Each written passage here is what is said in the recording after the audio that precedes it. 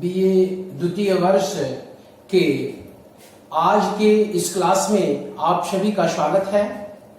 आज हम बात करते हैं भारत में मृदा अपरदन की समस्या के बारे में। मृदा अपरदन के कारण मृदा अपरदन का प्रभाव एवं मृदा अपरदन के नियंत्रण के उपाय के बारे में। तो प्रकृति की शक्तियों द्वारा मिट्टी का इतनी तीव्र गति से निष्कासन होने लगे कि उसकी पूर्ति मृदा निर्माणकारी प्रक्रिया द्वारा न हो सके, तो इस स्थिति को मृदा क्षय या मिट्टी क्षरण कहते हैं। मिट्टी के 1 इंच मोटे स्तर को निर्मित होने में लगभग 500 से 1000 वर्ष लग जाते हैं। पृथ्वी तल पर मिट्टी एक अत्यंत महत्वपूर्ण संसाधन है। पृथ्वी का लगभग सभी प्रकार का जीवन इस पर निर्भर रहता है। मृदा संसाधन विभिन्न किस्मों के जीवित जीवों, पौधों एवं जंतुओं के लिए अनुकूल आदर्श पर्यावरणीय दशाओं एवं आवास प्रदान करते हैं। प्राकृतिक पर्यावरण उन्नयन के रूप में जब मिट्टी अपरदन होने लगता है तो संपूर्ण क्रिया बाधित होकर पर्यावरण को अक्रमित कर देती है। अपरदित क्षेत्र बंजर तथा कृषि के अयोग्य हो जाता है। साथ ही अधिक मिट्टी अपरदन से वनस्पति आवरण में भी कमी आ जाती है। प्रकृति में मिट्टी अपरदन को निम्नलिखित प्रकार से समझा जा सकता है। पहला है भूवैज्ञानिक अपरदन। इसमें मानवीय प्रभाव नहीं होता है। यह ऐसा अपरदन होता है जिसमें मृदा को वृक्षों की कटाई, पशुपालन द्वारा अतिचारण, भूस्खलन, हिमानीकरण तथा विस्तृत बाढ़ आदि तत्व प्रभावित करते हैं। अब हम बात करते हैं अगले अपरदन की, अर्थात जलीय अपरदन की।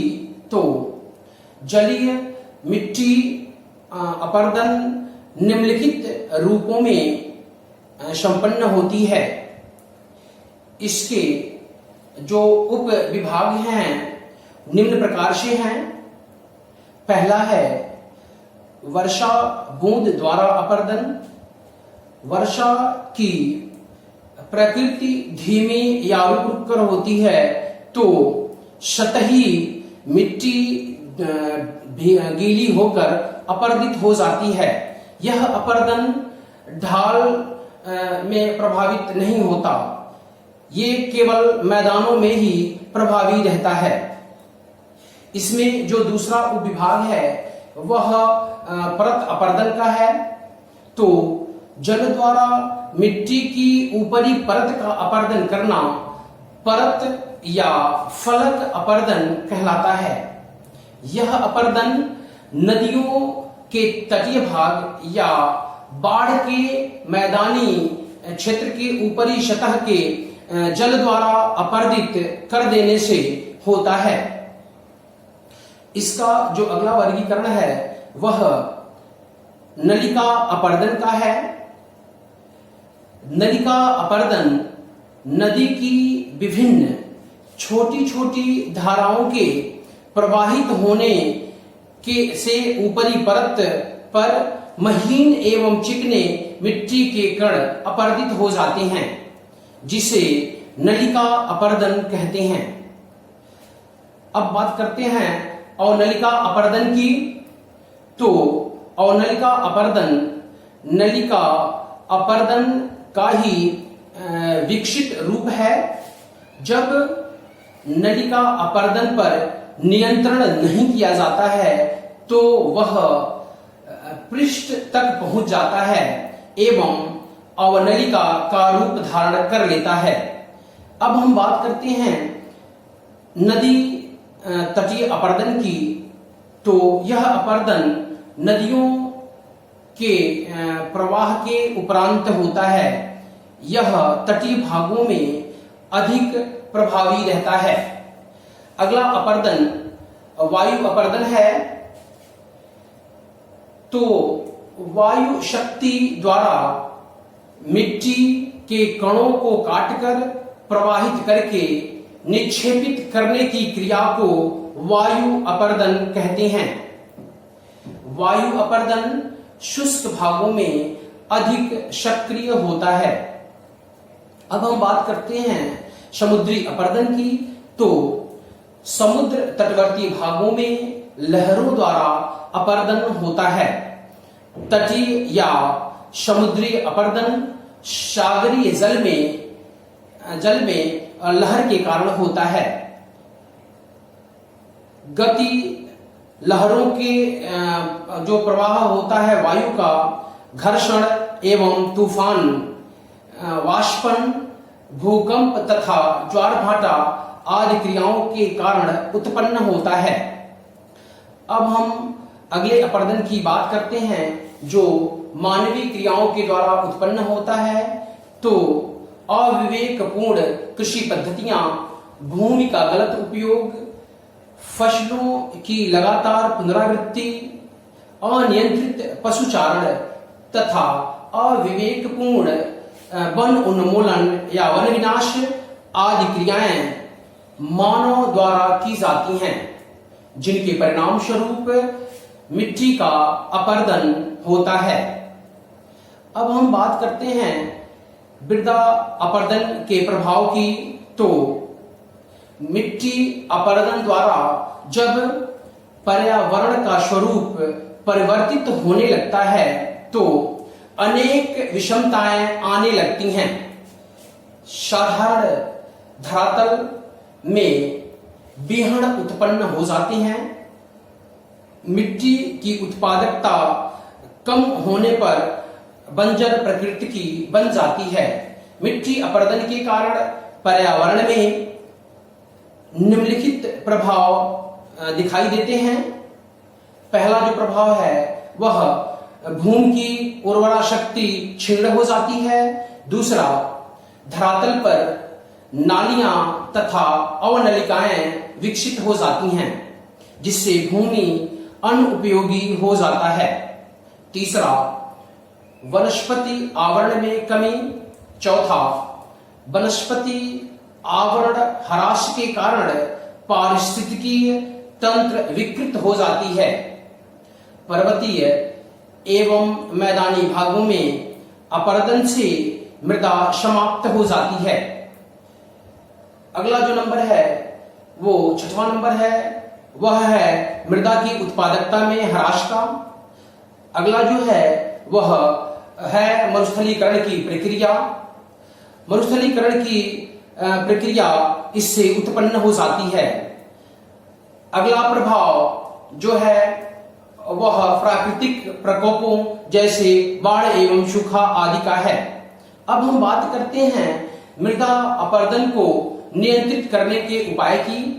तो मृदा एक महत्वपूर्ण संसाधन है जिस पर प्रत्येक देश की अर्थव्यवस्था निर्भर रहती है, जिसे प्रत्यक्ष रूप से वहां का पर्यावरण नियंत्रित होता है। अतः मृदा अपरदन का नियंत्रण आवश्यक है। अब हम बात करते हैं मृदा अपरदन के उपायों की। तो सबसे पहला जो मृदा अपरदन का उपाय है वह वनस्पति आवरण तथा संरक्षी वनरोपण की। तो वनस्पति आवरण में भूमि में उससे नमी बनी रहती है तथा वर्षा की बूंदों के कारण मिट्टी का ह्रास भी नहीं होता है। वनस्पति आवरण से मिट्टी कण आपस में संगठित रहते हैं। दूसरा जो उपाय है वह है समुच्च रेखीय जुताई। इसके अंतर्गत ढालू भूमि पर समुच्च रेखाओं के अनुसार कृषि क्रियाएं करते हैं, जिससे ढाल की प्रवणता अवरुद्ध होकर जल के बहाव को नियंत्रित करती है। अगला उपाय वैदिकाकरण का है। इस विधि में पहाड़ी ढालों पर सीढ़ीदार खेत बनाकर कृषि की जाती है, जिससे जल रुक रुक कर बहता है तथा मिट्टी को अपरदित होने से बचाता है। भारत में असम, मेघालय, पश्चिम बंगाल, हिमाचल प्रदेश तथा उत्तरांचल में मुख्यतः वैदिकाकरण को अपनाया गया है। अब हम बात करते हैं अगले उपाय की। तो अगला उपाय फसल चक्र का है। एक ही फसल को लगातार बोने से उस खेत की उर्वरा शक्ति में ह्रास होने लगता है। अतः जलवायुविक दशाओं के अनुसार 2 या 3 फसलों को एक के बाद एक क्रम में उगाते हैं। इसे फसल चक्र कहते हैं। इससे मिट्टी की गुणवत्ता बनी रहती है। अगले उपाय की बात करते हैं। तो अगला उपाय है स्थानांतरित या स्थानांतरणशील कृषि पर प्रतिबंध की। तो विश्व के विभिन्न क्षेत्रों में होने वाली स्थानांतरणशील कृषि को नियंत्रित करना चाहिए। अगला उपाय पशुचारण पर नियंत्रण का है। अर्थात अनियंत्रित पशुचारण के कारण भूमि पर वनस्पति आवरण समाप्त होकर मृदा अपरदन को गति देता है। अतः अस्थायी चारागाह बनाकर इसे नियंत्रित करना चाहिए। अगला जो उपाय है वह है बाढ़ क्षेत्रों का संरक्षण। अर्थात बाढ़ के दौरान मिट्टी का ह्रास होता है, अतः बाढ़ग्रस्त क्षेत्रों का प्रबंधन किया जाना चाहिए। तो आज के लिए इस वीडियो में इतना ही। धन्यवाद।